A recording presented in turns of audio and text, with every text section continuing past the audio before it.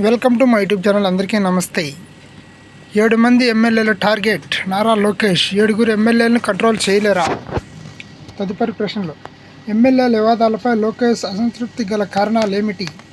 ఎమ్మెల్యేల విషయంలో లోకేష్ తీసుకున్న నిర్ణయాలు ఏమిటి? ఎమ్మెల్యేల విషయంలో చంద్రబాబు నాయుడు అభిప్రాయం ఏమిటి? లోకేష్ దృష్టికి వచ్చిన దివ్యాంగుల పెన్షన్ తొలగింపు ఫిర్యాదులు ఏమిటి అనే విషయాలు ఇప్పుడు తెలుసుకుందాం ఈ వీడియోలో. అందుకంటే ముందుగా మన ఛానల్ లైక్ చేయండి, ఈ విషయాన్ని మీ ఫ్యామిలీ ఫ్రెండ్స్కి షేర్ చేయండి, వాళ్ళు కూడా విషయాలు తెలుసుకుంటారు. ఎంతకంటే ముందుగా ఇంకా ఛానల్ని సబ్స్క్రైబ్ చేయండి. ఈ విషయంలోకి వెళ్తే సానుకూలతలన్నిటినీ వెనక్కి నెట్టేలా మన ఎమ్మెల్యేల వివాదాలపై చర్చ. ఇది చాలా ప్రమాదకర సంకేతం. కేబినెట్ భేటీ ముందు మంత్రులతో లోకేష్.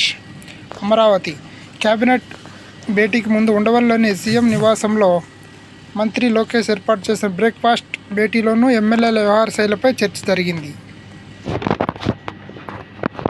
ఈ చర్చలో ఇన్ఛార్జ్ మంత్రులు తమ పరిధిలోని 7గురు ఎమ్మెల్యేలను కంట్రోల్ చేయలేకపోతే ఎలాగని ఆయన ఈ సందర్భంగా ప్రశ్నించారు.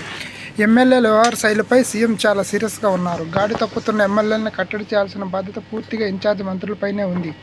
శ్రీశక్తి పథకానికి ఆడపడుచుల నుంచి అద్భుతమైన స్పందన వచ్చింది. తల్లికి వందనంపై కూడా పాజిటివ్ రిపోర్టులు ఉన్నాయి. అన్నదాత సుఖీబాబుపై రైతుల ఆనందం కనిపిస్తుంది. పులివెందుల్లో కూడా టీడీపీ గెలిచిందన్న విషయం ప్రజల్లోకి వెళ్ళింది. ఈ సానుకూల అన్నిటిని వెనక్కి నెట్టేసేలా రాష్ట్రమంతా మన ఎమ్మెల్యేల వివాదాలపైనే చర్చ జరుగుతుండడం చాలా ప్రమాదకర సంకేతం. వారు చేసే పనులకు పార్టీ మూల్యం చెల్లించాల్సి వస్తుంది. గాడి తప్పుతున్న ఎమ్మెల్యేలపై కఠినంగా వ్యవహరిస్తామని లోకేష్ తేల్చి చెప్పారు. శ్రీశైలం ఎమ్మెల్యే ప్రభుత్వ ఉద్యోగులపై దాడి చేయడం ఎంతవరకు సమంజసమని ప్రశ్నించారు. ఇలాంటి చర్యలతో ప్రభుత్వం చేస్తున్న మంచి అంతా పోయి చివరకు ప్రజల్లో వ్యతిరేకత భావన ప్రజలే ప్రమాదం ఉందని వ్యాఖ్యానించారు.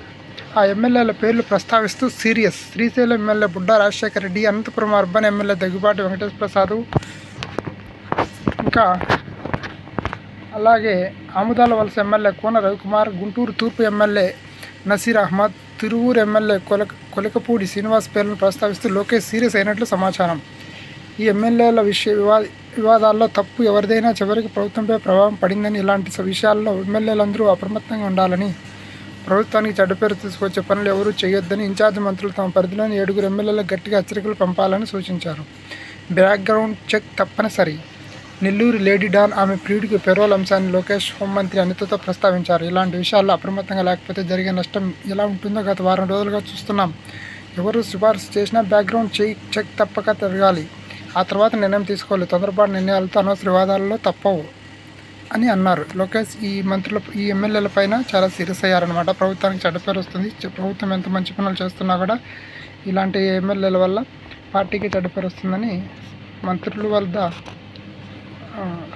మన లోకేష్ బాబు గారు మంత్రి సీరియస్ అయ్యారట. ఈ విషయాన్ని మీ ఫ్రెండ్కి షేర్ చేయండి. మన ఛానల్ లైక్ చేయండి, సబ్స్క్రైబ్ మాత్రం చేయండి. Thank you very much.